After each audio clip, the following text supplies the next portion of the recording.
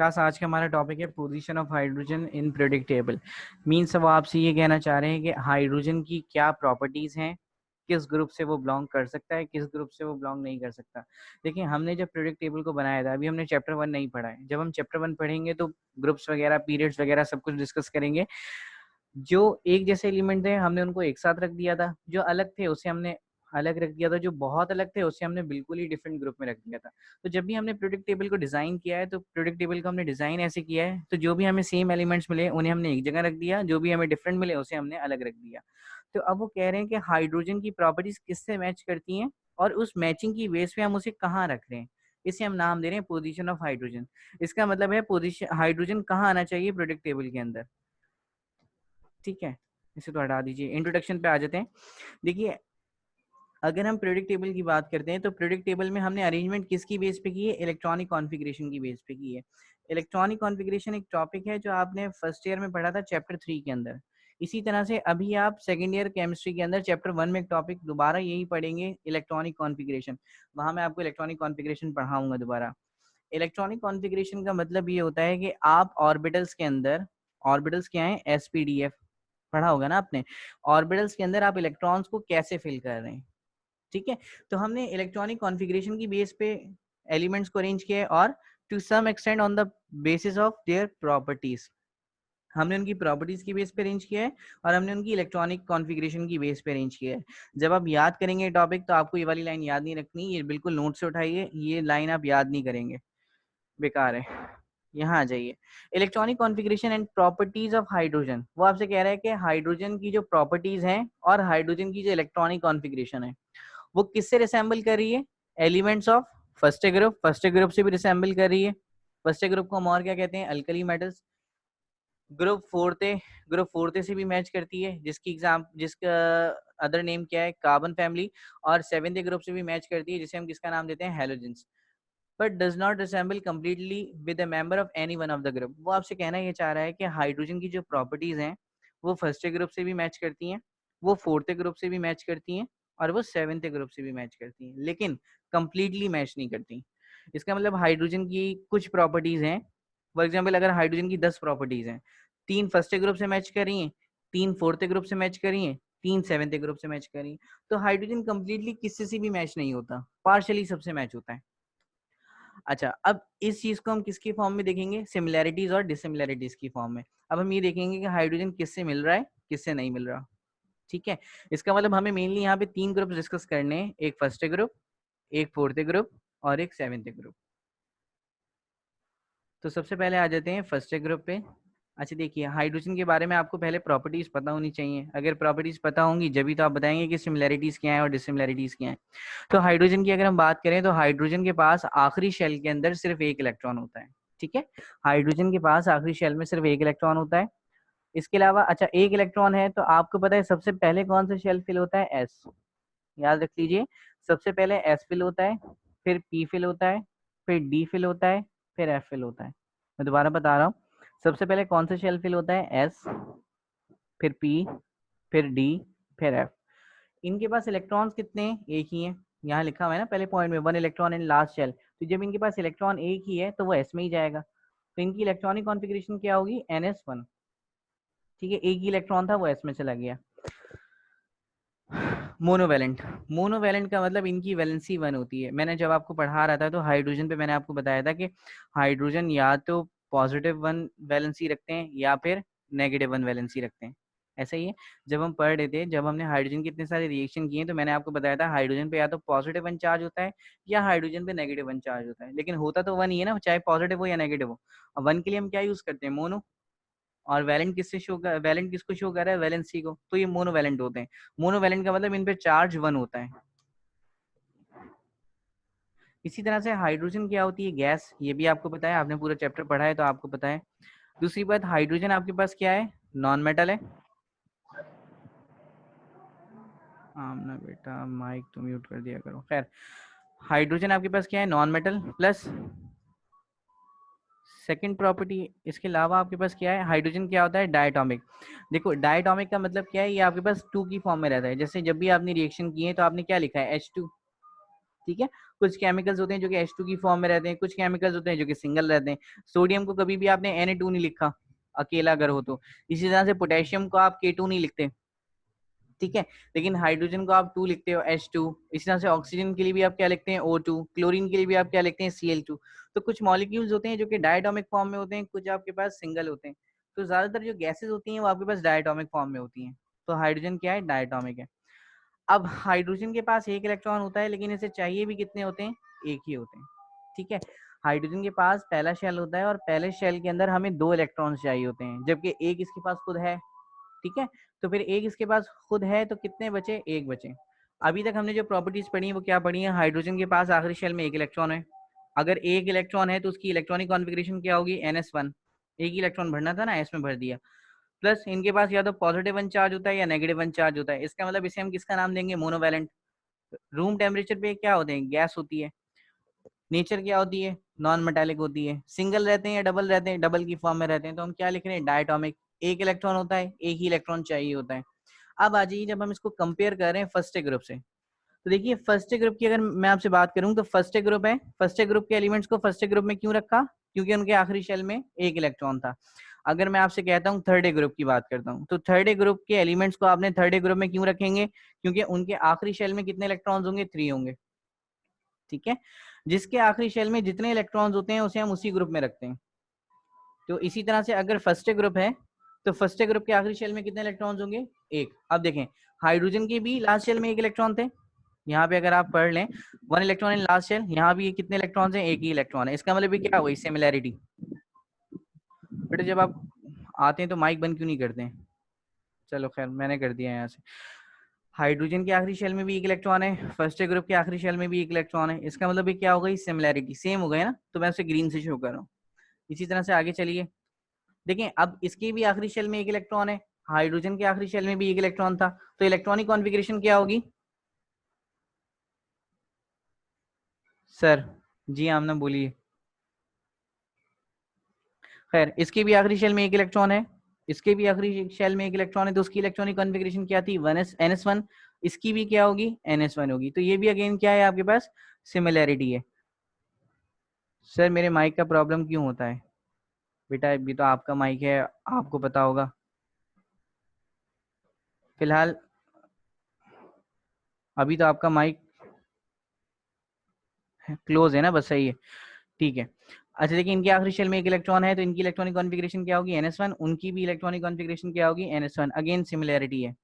फिर सोडियम ले लीजिए, पोटेशियम ले लीजिए, ये फर्स्ट ग्रुप के हैं, तो ये भी क्या होते हैं, मोनोवैलेंट हैं, क्योंकि इन पे सोडियम पे क्या चार्ज होता है, पॉजिटिव वन। पोटेशियम पे क्या चार्ज होता है, पॉजिटिव वन। तो क्योंकि इन पे भी वन चार्ज होता है, इसलिए ये भी क्या हो गए, मोनोवैलेंट हो गए। तो ये देखें तीनों सिमिलैरिटीज हैं। इसके बाद आ जाइए गैस के ऊपर। हाइड्रोजन क्या थी आपके पास, गैस, जबकि सोडियम क्या होता है, सोडियम सॉलिड है। पोटेशियम क्या है, पोटेशियम सॉलिड है। अब हाइड्रोजन आपके पास नॉन मेटल है, जबकि फर्स्ट ग्रुप के जो एलिमेंट्स हैं, लिथियम, सोडियम, पोटेशियम, ये सारे के सारे आपके पास क्या है, मेटल्स हैं। हाइड्रोजन डायटोमिक फॉर्म में रहती है, लेकिन जो सोडियम है, पोटेशियम है, ये मोनोटॉमिक की फॉर्म में रहते हैं। हाइड्रोजन को एक इलेक्ट्रॉन चाहिए होता है अपने वैलेंस शेल कंप्लीट करने के लिए, लेकिन फर्स्ट ग्रुप को कितने इलेक्ट्रॉन चाहिए होते हैं, 7 इलेक्ट्रॉन चाहिए होते हैं जब उनका ऑक्टेट कंप्लीट होता है। तो इनके पास एक इलेक्ट्रॉन है, 7 इलेक्ट्रॉन इन्हें चाहिए। तो जो सिमिलैरिटीज हैं उन्हें हम लिख देंगे, उसके बाद जो डिसिमिलैरिटीज हैं उन्हें हम लिख देंगे, यहाँ पे रिलेशन कंप्लीट हो जाएगा। अब सिमिलैरिटीज आपको बताइए, देखें दोनों के पास एक एक इलेक्ट्रॉन है, दोनों की इलेक्ट्रॉनिक कॉन्फ़िगरेशन सेम है, दोनों ही मोनोवैलेंट है। बस इसी को हम ऐसे लिख देंगे। ये देखिए, both hydrogen and the elements of first group have one electron in their outer most shell.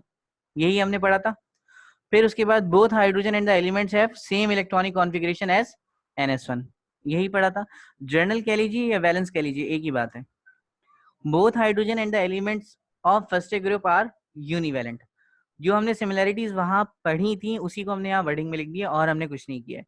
इसी तरह से डिसिमिलैरिटीज हमने क्या पढ़ी थी, हाइड्रोजन क्या है, gas, but the elements of first group are solids at room temperature. यही हमने पढ़ा था, सोडियम जो है वो सॉलिड होता है, जबकि हाइड्रोजन क्या है, गैस है। इसी तरह से हाइड्रोजन क्या है, नॉन मेटल है, बट फर्स्ट ग्रुप वाले क्या है, मेटल्स हैं। अगेन उसी प्रॉपर्टी को हमने वर्डिंग में लिख दिया है।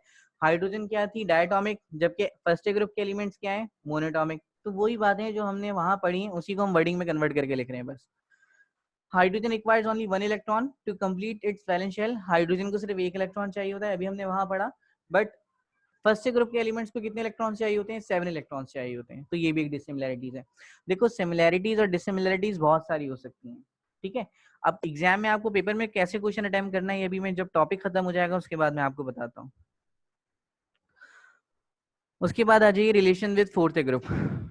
हाइड्रोजन की बात कर लेते हैं पहले। हाइड्रोजन में आपको सब पता है, इसके आखिरी शेल में एक इलेक्ट्रॉन होता है। अगर एक इलेक्ट्रॉन है तो इलेक्ट्रॉनिक कॉन्फ़िगरेशन NS1 होगी। मोनोवैलेंट होता है, गैस होता है, नॉन मेटल है, डायटोमिक है, और एक इलेक्ट्रॉन चाहिए होता है इसे शेल को कंप्लीट करने के लिए। क्योंकि आपने पढ़ चुके थे इसलिए मैंने जल्दी से गुजार दिया।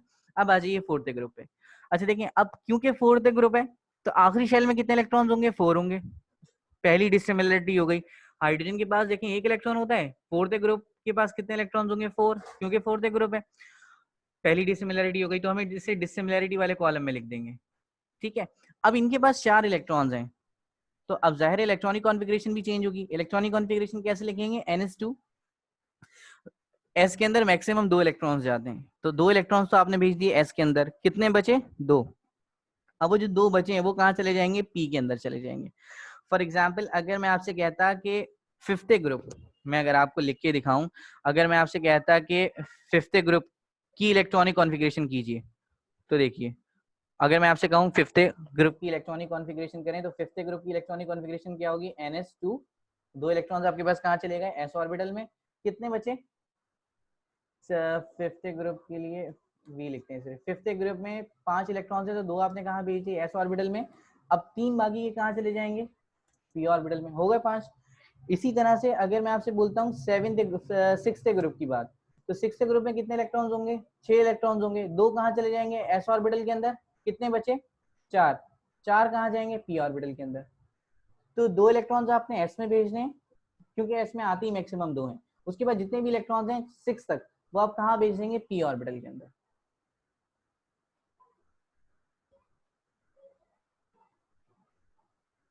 ठीक है। उसके बाद हम आ जाते हैं, देखिए ये मोनोवैलेंट होते हैं। क्यों मोनोवैलेंट है? क्योंकि इन पे पॉजिटिव वन चार्ज होता है या फिर नेगेटिव वन चार्ज होता है। अब फोर्थ ग्रुप आप पढ़ चुके हैं, फोर्थ ग्रुप की एग्जांपल भी आपने पढ़ी है, कार्बन।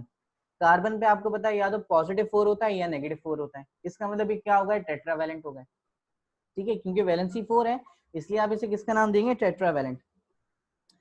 अब हाइड्रोजन गैस है लेकिन कार्बन आपको पता है कार्बन कोयला सॉलिड होता है। दोनों नॉन मेटल है, हाँ दोनों नॉन मेटल है। देखो अब आ गई सिमिलैरिटी, तो सिमिलैरिटी को मैं ग्रीन से शो कर रहा हूँ और जो भी डिसिमिलरिटीज है उसे मैं रेड से शो कर रहा हूँ। अब ये डायटोमिक थे लेकिन कार्बन सिंगल भी मिलता है। याद कीजिए जब मैंने आपको इंडस्ट्रियल प्रिपरेशन ऑफ हाइड्रोजन पढ़ाया था तो इंडस्ट्रियल प्रिपरेशन ऑफ हाइड्रोजन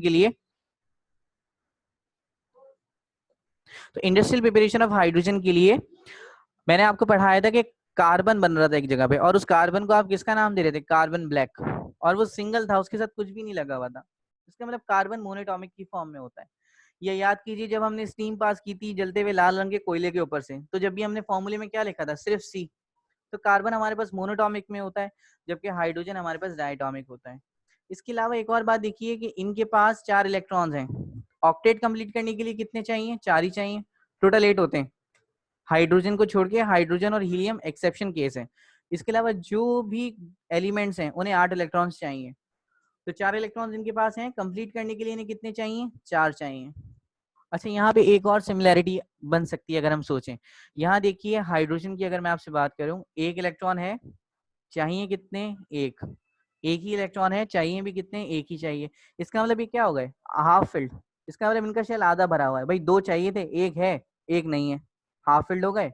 इसी तरह से फोर्थ ग्रुप पे आ जाइए। फोर्थ ग्रुप वालों को कितने चाहिए होते हैं? 8, जिसमें से 4 हैं और 4 ही चाहिए।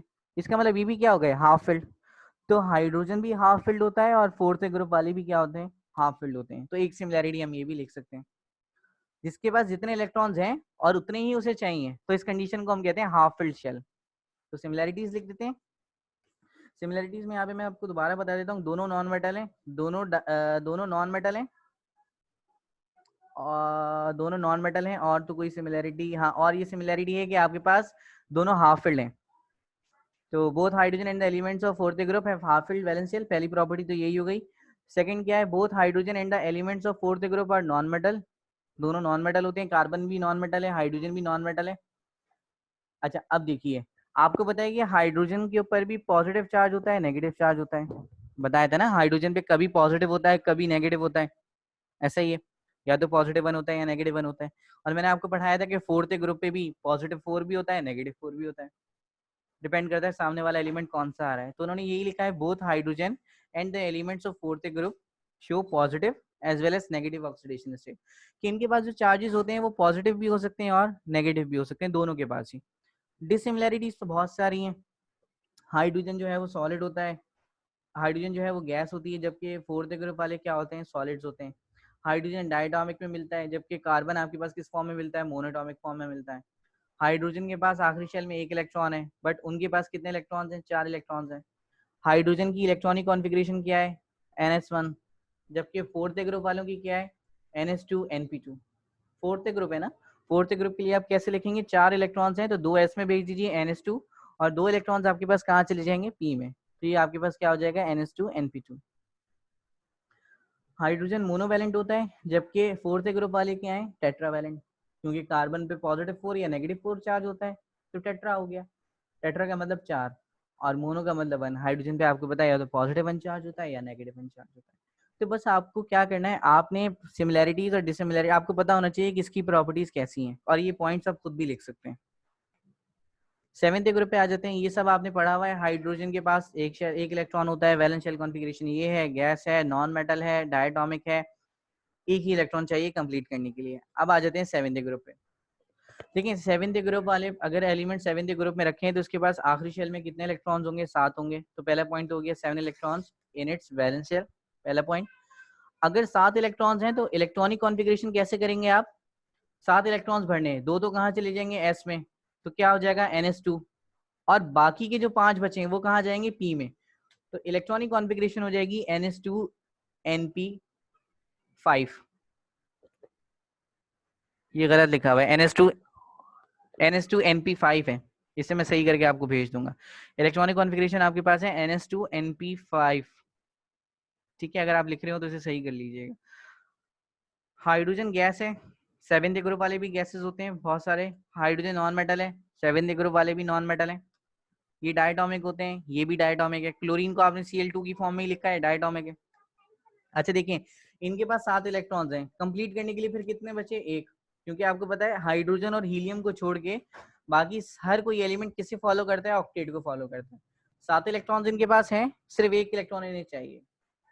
अब सिमिलैरिटीज ये 4 हो गई लास्ट की, और डिसिमिलैरिटीज ये शुरू की 2 हो गई। बाकी डिसिमिलैरिटीज कोई भी हो सकती है, अभी हम देखते हैं।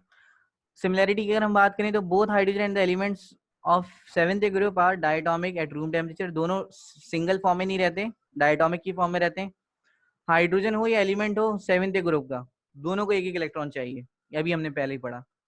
फिर हाइड्रोजन भी नॉन मेटल है, 7th ग्रुप वाले भी नॉन मेटल होते हैं। हाइड्रोजन भी और 7th ग्रुप वाले भी, दोनों के दोनों क्या है, गैसेस हैं रूम टेम्परेचर पे। क्लोरीन गैस होती है, हाइड्रोजन भी गैस है। डिसिमिलैरिटीज में आप क्या लिख देंगे, देखिए हाइड्रोजन के आखिरी शेल में एक इलेक्ट्रॉन है, लेकिन 7th ग्रुप के आखिरी शेल में कितने इलेक्ट्रॉन्स होंगे, 7। एक हम इलेक्ट्रॉनिक कॉन्फ़िगरेशन वाला पॉइंट लिख सकते हैं, hydrogen has general electronic configuration of NS1 या 1s1, but the element of 7th group has general electronic configuration of NS2 NP5। 7 electrons भरने थे, 2 हमने S में रख दिए, 5 हमने P में रख दिए, कंप्लीट हो गए। अच्छा, अब उसके बाद है hydrogen is strong reducing agent, but the elements of 7th group are oxidizing agent. Reducing agent और ऑक्सीडाइजिंग एजेंट का मतलब क्या होता है, मैं आपको बहुत आसान करके भी बता देता हूँ। रिड्यूसिंग एजेंट का मतलब होता है जो अपना इलेक्ट्रॉन लॉस कर दे, ठीक है। रिड्यूसिंग एजेंट का मतलब एक ऐसा एजेंट, एक ऐसा केमिकल जो कि अपना इलेक्ट्रॉन लॉस करके किसी और को दे दे, ठीक है। ऑक्सीडाइजिंग एजेंट का मतलब क्या होता है, ऑक्सीडाइजिंग एजेंट का मतलब होता है एक ऐसा केमिकल, ठीक है, एक ऐसा एजेंट जो कि किसी का इलेक्ट्रॉन गेन कर ले। तो हाइड्रोजन यूजुअली वीक होते हैं तो ज्यादातर इलेक्ट्रॉन दे देते हैं, तो ये क्या हुए, रिड्यूसिंग एजेंट। और क्योंकि 7th ग्रुप वाले, क्लोरीन हो गया, फ्लोरीन, फ्लोरीन तो बहुत स्ट्रांग होता है, फ्लोरीन, क्लोरीन, ब्रोमीन, ये स्ट्रांग होते हैं तो ये किसी का इलेक्ट्रॉन ले लेते हैं। मैं ये दोनों बातें दोबारा बता रहा हूँ। रिड्यूसिंग एजेंट का मतलब, देखिए रिड्यूसिंग एजेंट एक बहुत अलग टॉपिक है, मैं आपको डिटेल में पढ़ा दूंगा जब जरूरत पड़ेगी। फिलहाल रिड्यूसिंग एजेंट की छोटी सी डेफिनेशन याद रख लीजिए। रिड्यूसिंग एजेंट ऐसे केमिकल्स होते हैं जो कि किसी को अपना इलेक्ट्रॉन दे देते हैं, ठीक है। रिड्यूसिंग एजेंट ऐसे केमिकल्स होते हैं जो कि किसी को अपना इलेक्ट्रॉन दे देते हैं। ऑक्सीडाइजिंग एजेंट ऐसे केमिकल्स होते हैं जो कि किसी का इलेक्ट्रॉन ले लेते हैं। कंक्लूजन पे आ जाइए। अच्छा, हमने पढ़ा क्या है? हमने यही पढ़ा है कि हाइड्रोजन मिल भी रहा है, नहीं भी मिल रहा। क्यों? सिमिलैरिटीज भी थी, डिससिमिलैरिटीज भी थी, ऐसा ही। तो in the light of above fact, hydrogen does not completely resemble with member of any one of the group mentioned. वो कह रहे हैं जितने भी ग्रुप मेंशन थे उनमें से एक में भी हाइड्रोजन कंप्लीटली रिसेंबल नहीं हो रहा। अभी हमने यही देखा है ना, सिमिलैरिटीज तो आ रही हैं लेकिन साथ साथ डिससिमिलैरिटीज भी आ रही हैं। अब वो आपसे क्या कह रहा है? Some author place hydrogen at the top of first group.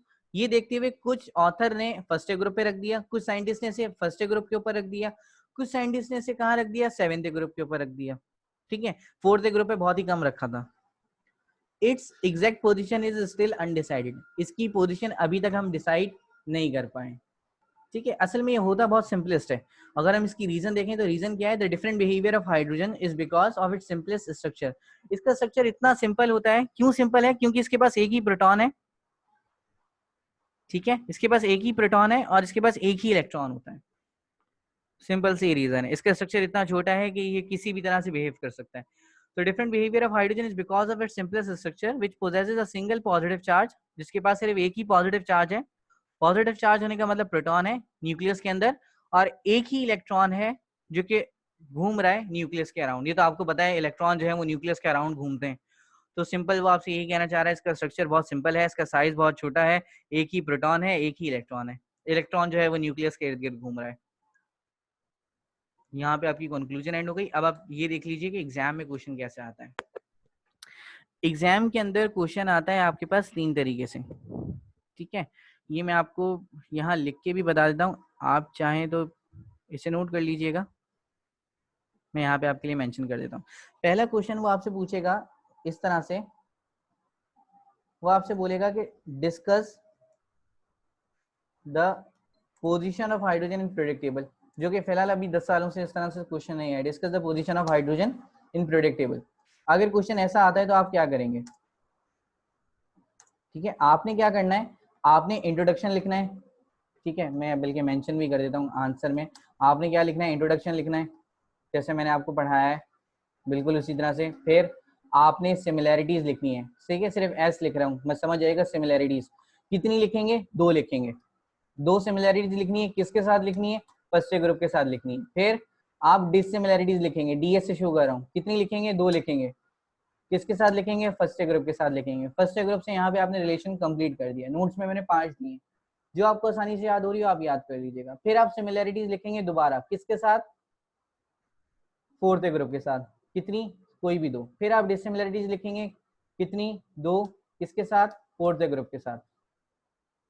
ठीक है, फिर आप सिमिलैरिटीज लिखेंगे 2। ठीक है, सेवेंथ ग्रुप वालों के साथ। फिर आप डिससिमिलैरिटीज लिखेंगे 2। किसके साथ? सेवेंथ ग्रुप के साथ। ठीक है, और फिर आखिर में आप क्या लिखेंगे? कंक्लूजन। ये कंप्लीट लॉन्ग टॉपिक है जो कि आजकल पेपर में इस तरह से नहीं आ रहा। आखिरी इस तरह का क्वेश्चन 2009 में आया था, उसके बाद अभी तक नहीं आया है। अब आगे चलिए, क्वेश्चन दूसरे तरीके से कैसे आता है। वो आपसे बोलेगा Y hydrogen is misfit, Y hydrogen is misfit in first group. वो आपसे कह रहा है कि हाइड्रोजन मिसफिट क्यों है फर्स्ट ग्रुप में। ये क्वेश्चन आएगा आपका 2 मार्क्स का। ठीक है, ऊपर वाला क्वेश्चन आपके पास 5 मार्क का था। ये अगर कोई ऐसा क्वेश्चन आता है तो ये आपके लिए 2 मार्क के लिए क्वेश्चन आएगा। इसमें आप लिखेंगे क्या? इस देखो, मिसफिट है, मिसफिट का मतलब वो फिट क्यों नहीं हो रहा। तो आपको डिसएडवांटेजेस बताने, डिससिमिलैरिटीज बतानी है। आप डिससिमिलैरिटीज लिखोगे। किससे लिखोगे? फर्स्ट ग्रुप से लिखोगे। कितनी लिखोगे? 3 लिखोगे। ठीक है, जब आपसे वो क्वेश्चन कहेगा कि why hydrogen is misfit in first group, question 2 mark के लिए आएगा। आपने डिससिमिलैरिटीज लिखनी है फर्स्ट ग्रुप के साथ, क्योंकि वो पूछ यही रहा है कि मिसफिट फर्स्ट ग्रुप में क्यों है। आप 3 डिससिमिलैरिटीज लिख के यहाँ पे क्वेश्चन को एंड कर दोगे। ठीक है, अगर वो आपसे फोर्थ ग्रुप के लिए पूछेगा कि व्हाई मिसफिट, तो फिर आप फोर्थ ग्रुप की 3 प्रॉपर्टीज लिखोगे। ये तो हो गया क्वेश्चन दूसरे तरीके से। अब एक तरह से क्वेश्चन आता है, चलो इसी को थोड़ा सा मॉडिफाई कर देते हैं। Why hydrogen is fit in fourth group से देख लेते हैं। हाइड्रोजन फोर्थ ग्रुप से क्यों फिट है? अब फिट क्यों है? क्योंकि सिमिलैरिटीज आ रही हैं। अब आप सिमिलैरिटीज लिखोगे किसके साथ? फोर्थ ग्रुप, क्योंकि पूछी फोर्थ ग्रुप के लिए रहा है। कितनी लिखोगे? 3। अगेन क्वेश्चन कितने मार्क्स का है? क्वेश्चन आपके पास 3 मार्क्स का है, ठीक है। इसके अलावा आपके पास जो क्वेश्चन आता है वो आपके पास पेपर में क्वेश्चन कैसे आता है? अब बिल्कुल आसान है, वो आपसे बोलेगा कि राइट द सिमिलैरिटीज। अब ये तो आप खुद ही समझ गए, राइट द सिमिलैरिटीज, या फिर वो आपसे क्या बोलेगा? रिसेम्बलेंस। एक ही मतलब है, इतना तो आप पढ़े लिखे हैं। तो right the similarities and resemblance of hydrogen with, क्या है, विद फर्स्ट ए ग्रुप, ठीक है। ये क्वेश्चन आपके पास कितने मार्क्स का होगा? ये क्वेश्चन भी आपके पास 2 मार्क्स का होगा। आपने इसमें 2 सिमिलैरिटीज लिखनी है।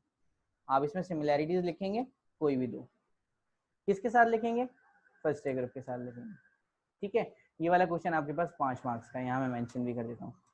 तो देखो, हमें सिर्फ याद नहीं करना होता, हमें ये भी देखना होता है कि पेपर को हमने अटेम्प्ट कैसे करना है, ठीक है। तो इसको आप याद रखिएगा, क्वेश्चन जैसे आएगा, जैसे मैंने बताया, आपको पेपर में वैसे ही अटेम्प्ट करना है।